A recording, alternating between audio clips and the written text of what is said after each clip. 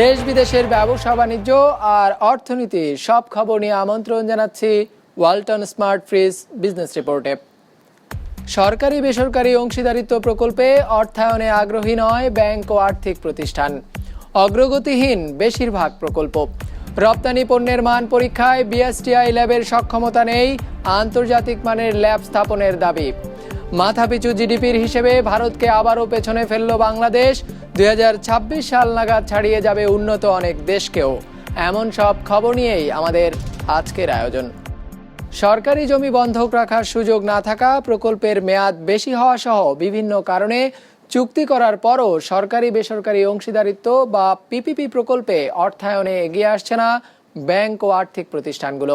তাই পিপিপিতে অন্তর্ভুক্ত 79টি প্রকল্পের বেশিরভাগই আলোর মুখ দেখেনি। এই অবস্থায় আরও 15টি ব্যাংক এবং আর্থিক প্রতিষ্ঠানের সাথে সমঝোতা চুক্তি করল পিপিপি কর্তৃপক্ষ। বৃহস্পতিবার রাজধানীর একটি হোটেলে এই চুক্তি স্বাক্ষর অনুষ্ঠিত হয়। রাজধানীর বিমানবন্দর থেকে কুতুবখালী পর্যন্ত 46 কিলোমিটার দীর্ঘ ঢাকা এলিভেটেড এক্সপ্রেসওয়ের নির্মাণের চুক্তি হয় 2011 সালে। 2014 সালে নির্মাণ শেষ হওয়ার কথা থাকলেও সরকারি বেসরকারি অংশীদারিত্বে চলমান এই প্রকল্পের অগ্রগতি এখনও 35 ভাগের কম। শুধু এই প্রকল্পই নয়, পিপিপির আওতায় হাতে নেওয়া 79টি প্রকল্পের মধ্যে এখনও পর্যন্ত বাস্তবায়ন হয়েছে মাত্র একটি। কাজ চলছে 6টির, বাকিগুলো এখনও দেখেনি আলোর মুখ। বেশ কিছু পিপিপি প্রকল্পে বেসরকারি অংশীদারের সাথে চুক্তি স্বাক্ষর হয়েছে, কিন্তু আমরা অর্থায়ন এখনো নিশ্চিত করতে পারিনি।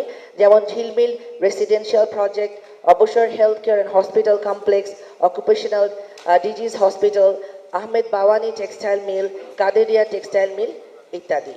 তবে বেশ কিছু প্রকল্প আমরা দেখেছি যেগুলো হয়তো সেভাবে আলোর মুখ দেখবে না, সেগুলো এই প্রকল্পের তালিকা থেকে বাদ দেবার প্রক্রিয়া চলছে। সরকারি প্রকল্পে অর্থ সংস্থানে 2016 সালে 14টি ব্যাংক ও আর্থিক প্রতিষ্ঠানের সাথে সমঝোতা চুক্তি করে পিপিপি কর্তৃপক্ষ। কিন্তু 2টি প্রতিষ্ঠান ছাড়া অর্থায়নে এগিয়ে আসেনি বাকিরা। তারা বলছে, সরকারি প্রকল্পে ঋণের বিপরীতে জামানত হিসেবে জমি বন্ধক রাখার সুযোগ থাকে না। প্রকল্প বাস্তবায়নের মেয়াদ বেশি হওয়ায় এবং বারবার সময় বৃদ্ধি করায় বাড়ে ব্যয়ও। এতে এসব প্রকল্প অর্থায়নে ঝুঁকিও বেশি থাকে ব্যাংকের। পিপিপি প্রজেক্টের সবচেয়ে বড় যেটা হয়, এখানে প্রথমত হচ্ছে ইমপ্লিমেন্টেশন রিস্ক থেকে যায়। তাতে করে দেখা যায় যে প্রজেক্ট কস্ট বাড়ে। সো অ্যাজ এ ফাইন্যান্সিয়াল আমার দিক থেকে আই এম নট শিওর এটা কতদিন লাগবে ইমপ্লিমেন্ট করতে, কস্ট এক্স থেকে কোথায় যাবে, আমার এই ব্যাপারে কোনো ধারণা নাই। এই সকল প্রতিবন্ধকতা উত্তরণের জন্য আমরা বেশ কিছু সমাধানের বিষয়ে চিন্তা করেছি, যেখানে ব্যাংকিং আইনের প্রয়োজনীয় ধারা সার্কুলার সংশোধন করা এবং ব্যাংকগুলোকে পিপিপি প্রকল্পের যে কোনো পরিমাণ ঋণ প্রদানের অনুমতি প্রদান করা। এছাড়া পিপিপি প্রকল্পগুলোতে ব্যাংকের অংশগ্রহণের জন্য প্রভিশনিং নির্দেশিকা প্রবর্তন করা, দীর্ঘমেয়াদের ঋণ ও একক ঋণ প্রদানের সক্ষমতা প্রদান সম্বলিত নতুন লোন ফ্যাসিলিটি তৈরি করা। এমন বাস্তবতায় আরও 8টি ব্যাংক এবং 7টি ব্যাংক বহির্ভূত আর্থিক প্রতিষ্ঠানের সাথে সমঝোতা চুক্তি করল পিপিপি কর্তৃপক্ষ। If we don't have the constant dialogue, what are the impediments? তাহলে কিন্তু আমার মনে হয় যে এই সমঝোতা স্মারক আবার একটি ওই ছবির আবদ্ধ থাকবে, বাস্তবে হবে না। তো আমার মনে হয় আমরা চাই না সেটা। ছবি এবং বাস্তবের সঙ্গে যেন একটা মিল থাকে, সেটা আমরা চেষ্টা করছি। পিপিপি কর্তৃপক্ষের আশা, যথাযথ পদক্ষেপ নেওয়া গেলে আগামী 5 বছরে $380 কোটি বিনিয়োগ আসবে সরকারি বেসরকারি অংশীদারিত্ব প্রকল্পে। শাহাদাত হোসাইন, বিজনেস রিপোর্ট, মাছরাঙা টেলিভিশন। রপ্তানি পণ্যের মান পরীক্ষায় বিএসটিআই ল্যাবের সক্ষমতা বাড়ানোর প্রস্তাব দিয়েছেন ব্যবসায়ীরা।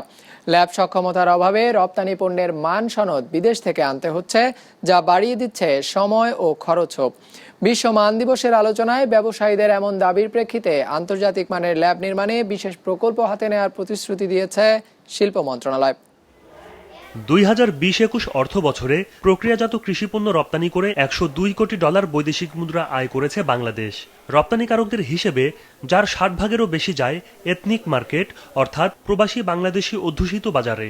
এমন অবস্থায় উন্নয়নশীল দেশের তালিকা থেকে বেরিয়ে আসার পর রপ্তানি বাজার সম্প্রসারণে পণ্যের আন্তর্জাতিক মান নিশ্চিত করতে হবে বাংলাদেশকে। এখন সবচেয়ে বেশি আমাদের পসিবিলিটি আছে এক্সপোর্টের, সেটি হচ্ছে food processing industry, agro based product. এই অ্যাগ্রো বেস প্রোডাক্ট আমরা এখন যেটি এক্সপোর্ট হয়, কিছু কিছু এক্সপোর্ট হচ্ছে, সেই এক্সপোর্টটা হচ্ছে কমিউনিটি বেস। আমাদের দেশে বিদেশি, বাংলাদেশি বিদেশি যারা যারা থাকে তারাই কিন্তু কনজিউমার, মানে মেইন স্ট্রিমের যে সকল মার্কেট আছে সেখানে কিন্তু আমরা বিক্রি করতে পারি না। তথ্য বলছে, বিভিন্ন পণ্য ও সেবার জন্য এখন পর্যন্ত মোট 4008টি মান নির্ধারণ করেছে জাতীয় মান নিয়ন্ত্রক সংস্থা বিএসটিআই। এর মধ্যে 611টি মান হল বিভিন্ন খাদ্যপণ্যের। উদ্যোক্তারা বলছেন, প্রক্রিয়াজাত খাদ্য রপ্তানির ক্ষেত্রে বেশ কিছু মান পরীক্ষা বিদেশ থেকে করিয়ে আনতে হয় তাদের, যা অনেক ব্যয়বহুল। এমন অবস্থায় দেশে আন্তর্জাতিক মানের ল্যাবরেটরি চান তারা। বাংলাদেশ থেকে প্রচুর টাকা বিদেশে আমরা দিতে হয় বিভিন্ন ল্যাবরেটরি টেস্টের জন্য। বাইরেরা অনেক সময় তারা মানে নির্দিষ্ট করে দেয় সকল জায়গা থেকে আসতে হবে, কারণ হচ্ছে যে অ্যাক্রিডিটেশনের ব্যাপারে অনেক ধরনের ক্যাপাসিটি হয়তো বিএসসি নিয়ে এগুলি অ্যাডপ্ট করা দরকার। আমি মনে করি বিএসসি এটা একটা আধুনিক, অত্যন্ত আধুনিক একটা ল্যাব হওয়া উচিত। আমরা বিএসটি এর লাইসেন্স এবং সার্টিফিকেটের অনৈতিক ব্যবহার রোধকল্পে ওয়েব বেসড একটি কিউআর কোড সিস্টেম প্রবর্তনের কার্যক্রম চূড়ান্ত পর্যায়ে রয়েছে। আমরা আশা করছি আগামী মাসে এই কার্যক্রম প্রবর্তন করা সম্ভব হবে। পণ্যের রপ্তানি সম্প্রসারণের জন্য বিএসটি এর প্রবিধানমালা সংশোধন করে হালাল সার্টিফিকেশন প্রদান, নতুন বিধিবিধান সংযুক্ত করে আমরা প্রবিধানমালা সংশোধন করেছি এবং হালাল সার্টিফিকেট প্রদানের কার্যক্রম চালু হয়েছে। বৃহস্পতিবার বিশ্ব মান দিবস উপলক্ষে আলোচনা সভার আয়োজন করে বিএসটিআই। সেখানে অংশ নিয়ে শিল্পমন্ত্রী বলেন, বিএসটিআইকে আন্তর্জাতিক মানে উন্নীত করার জন্য প্রয়োজনে বিশেষ প্রকল্প হাতে নিতে হবে। শুধু আমরা রোজা আসলো আর বিএসটিআই কর্মকাণ্ড হলো, এই রোজাকালীন ঈদকালীন বিএসটিআই চাই না। সবচেয়ে বেশি কাজ করা দরকার এখন আমাদের বহির্বিশ্বে, যেটা ইন্টারন্যাশনাল মার্কেটিং, বিএসটিআইকে আমাকে করতে হবে। তো উই নিড মোর ফান্ড। আমাদের বিদেশি অনেক সংস্থা আছে যারা ফিনান্স করতে চাইবে, হয়তো এই লেভেলটাকে বানিয়ে দিতে পারবো আমরা বিশ্বাস করি, আমরা যদি যোগাযোগ করি। আমি যাব ইউনিটের কনফারেন্সে যাব, ইউনিটের কনফারেন্সে যাবো, আর আস্ক দেম ইন্টারন্যাশনাল যদি কোনো পাওয়া যায় সেখানে, তাইলে আমরা যদি তাদের সহযোগিতা পাই, we can do it in a very small time. নাহলে আমাদেরকে সংস্থা থেকে, গভর্নমেন্টের থেকে আমরা ওন ফান্ডেও করতে পারবো। মান দিবস উপলক্ষে ভোক্তা, উৎপাদনকারী ও ব্যবসায়ীদের সচেতনতা বাড়াতে সারা দেশে কর্মসূচি পালন করছে বিএসটিআই। এবারের মান দিবসের প্রতিপাদ্য হল সমন্বিত উদ্যোগে টেকসই উন্নত বিশ্ব বিনির্মাণে মান। ইমতিয়াজ হাসান, বিজনেস রিপোর্ট, মাছরাঙা টেলিভিশন।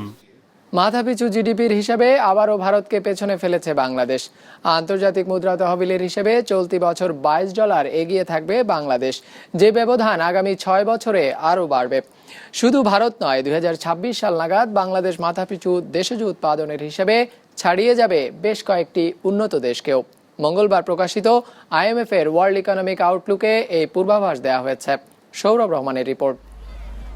বিশ্বে কোন দেশ কতটা ভালো করছে তা মাপার সবচেয়ে বড় সূচক মাথাপিছু আয়। করোনার ক্ষত পুনরুদ্ধারের গতি বিশ্লেষণ করে আন্তর্জাতিক মুদ্রা তহবিল বলছে, চলতি বছর বাংলাদেশে এর পরিমাণ হবে $2138, আর পাশের দেশ ভারতে $2116। গেল বছরও দেশটির থেকে এই সূচকে $32 মতো এগিয়ে ছিল বাংলাদেশ। এই ধারা অব্যাহত থাকবে 2026 সাল পর্যন্ত। সে বছর বাংলাদেশের মাথাপিছু আয় বা উৎপাদন পৌঁছাবে $3253, আর ভারতের 3018। প্যান্ডেমিকের বছর বাংলাদেশের 3.5% প্রবৃদ্ধির বিপরীতে ভারতে সেখানে বিয়োগ 7.3% প্রবৃদ্ধি হয়েছে। আমরা যখন মাথাপিছু আয়ের কথা বলি তখন কিন্তু এটার মধ্যে রেমিটেন্সও যোগ হয়। তো বাংলাদেশে মাথাপিছু রেমিটেন্স প্রায় $130 মতো, ভারতে সেটাও $70 মতো। এবং আমাদের এই যে মাথাপিছু জাতীয় আয়, যে ক্রয় ক্ষমতা, সেই ক্রয় ক্ষমতার নিরিখে কিন্তু ভারত আমাদের উপরে আছে।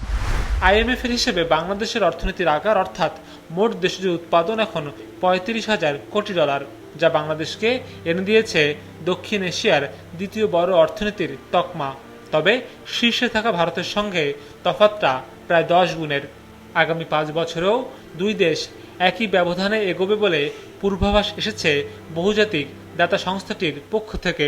বাংলাদেশ ভারতের ক্যাচ আপ করছে আস্তে আস্তে, সেইটাই হচ্ছে আমাদের মানে গুড নিউজটা, যে ইকোনমি আস্তে আস্তে গ্রো করছে এবং আমাদের প্রতিবেশীর তুলনায় আরো দ্রুত গ্রো করছে, ক্রয় ক্ষমতার পরিবর্তন আমলে নেয়ার পরে শুধু দক্ষিণ এশিয়ার দেশগুলোর মধ্যে নয়, পূর্বাভাস এসেছে এই সময়ে ডেনমার্ক, নরওয়ে সহ অনেক উন্নত অর্থনীতিকেই ছাড়িয়ে যাবে বাংলাদেশ, যা টেকসই করতে প্রবাসী আর রপ্তানি আয়ে বহুমুখীকরণের বিকল্প নেই বলে মনে করেন বিশ্লেষকরা।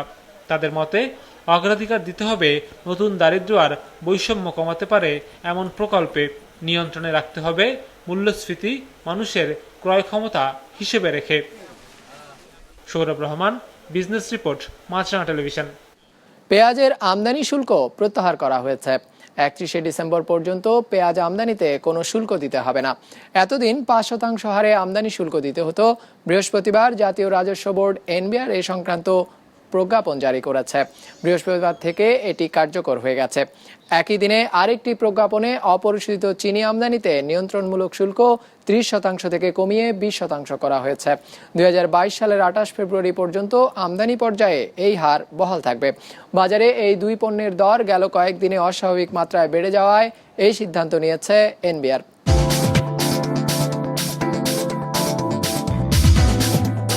নেতিবাচক ধারায় সপ্তাহ শেষ করল ঢাকার শেয়ার বাজার। সার্বিক সূচক ডিএসএক্স 5 পয়েন্ট কমে দাঁড়িয়েছে ৭,২৪৩-এ। লেনদেন হয়েছে ১,৪৩৩ কোটি টাকার। লেনদেন হওয়া শেয়ার ও মিউচুয়াল ফান্ডের মধ্যে দর বেড়েছে 114টির, কমেছে 219টির দর, আর অপরিবর্তিত রয়েছে 43টির দর। এবার বাজার নিয়ে বিশ্লেষণ শুনবো অ্যালায়েন্স ক্যাপিটাল অ্যাসেট ম্যানেজমেন্টের। সপ্তাহের শেষ কার্যদিবসে আমরা মনে করি যে investors are being a bit cautious এবং এটার রিফ্লেকশন মার্কেট টার্নওভার এবং ইন্ডেক্সে দেখা যায়। আজকে মার্কেট টার্নওভার গত কার্যদিবসের তুলনায় অ্যাপ্রক্সিমেটলি 26% কম এবং আমরা মনে করি overall market movement is quite flat. Market behaviour দেখে আমাদের রিসার্চ মনে করে যে বোথ বায়ার্স অ্যান্ড সেলার্স সাইডলাইনে থাকছে এবং মার্কেটে প্রফিট টেকিং হচ্ছে।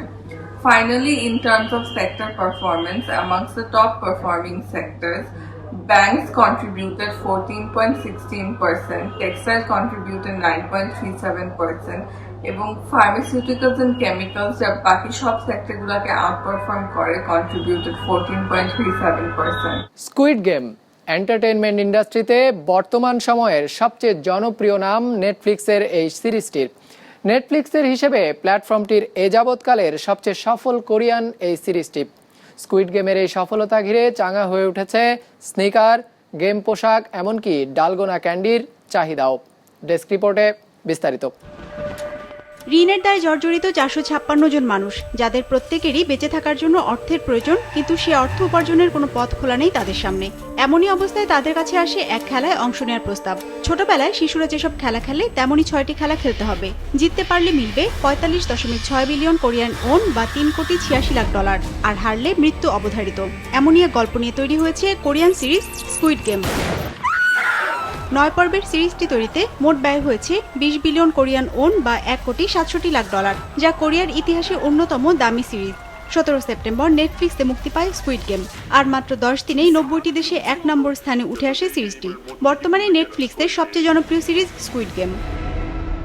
সেই জনপ্রিয়তার ছোঁয়া লেগেছে বাস্তব জীবনেও। স্কুইড গেমে অংশগ্রহণকারীদের পরনে থেকে ট্র্যাক স্যুট আর সাদা রঙের স্লিপ অন স্নিকার। এই পোশাকটি কেনার প্রতি ঝুঁকছেন শোয়ের দর্শকরা। সিরিজটি মুক্তির পর এতে ব্যবহৃত সাদা ভ্যান স্নিকারের বিক্রি বেড়েছে 7,800%, আর সাধারণ সাদা স্নিকারের বিক্রি বেড়েছে 97%। বেড়েছে ট্র্যাক স্যুট আর লাল রঙের ব্রয়লার স্যুটের বিক্রিও। দর্শকদের এমন উন্মাদনাকে পুঁজি করে ওয়ালমার্টের সাথে অংশীদারিত্বের ঘোষণা দিয়েছে নেটফ্লিক্স। এখন থেকে ওয়ালমার্টের মাধ্যমে শোয়ের আদলে পোশাক বিক্রি করবে নেটফ্লিক্স। জনপ্রিয় হয়ে উঠেছে স্কুইড গেমে দেখানো কোরিয়ান ক্যান্ডি ডালগোনাও। কোরিয়ার এক ব্যবসায়ী হিসেবে সিরিজটি মুক্তি পাওয়ার পর ডালগোনা ক্যান্ডির বিক্রি বেড়েছে 250%। রেস্টুরেন্টগুলোতে ভিন্ন মাত্রা যোগ করেছে ডালগোনা ক্যান্ডি। আমরা যারা ডালগোনা ক্যান্ডি তৈরি করি তারা অত্যন্ত খুশি এবং গর্বিত যে এই সিরিজটির কারণে আমাদের ঐতিহ্যবাহী কোরিয়ান খাবারটি এখন সারা বিশ্বের মানুষ চেনে। আমার এই রেস্তোরাঁতে গেমের মতোই ডালগোনা তৈরি করতে পারবেন ক্রেতারা, আর জিততে পারলে থাকবে একটি ক্যান্ডি ফ্রি। এটার স্বাদ একই সাথে মিষ্টি এবং তেতো, খুবই সুস্বাদু। শুধু দক্ষিণ কোরিয়াতেই নয়, ডালগোনা ক্যান্ডির এই উন্মাদনা ছড়িয়েছে সিঙ্গাপুরেও। ডালগোনার কল্যাণে টিকটকে ভাইরাল হয়ে উঠেছে সিঙ্গাপুরের brown butter cafe. We thought that we wanted people to just know us and remember us in the midst of two-pax dine-in.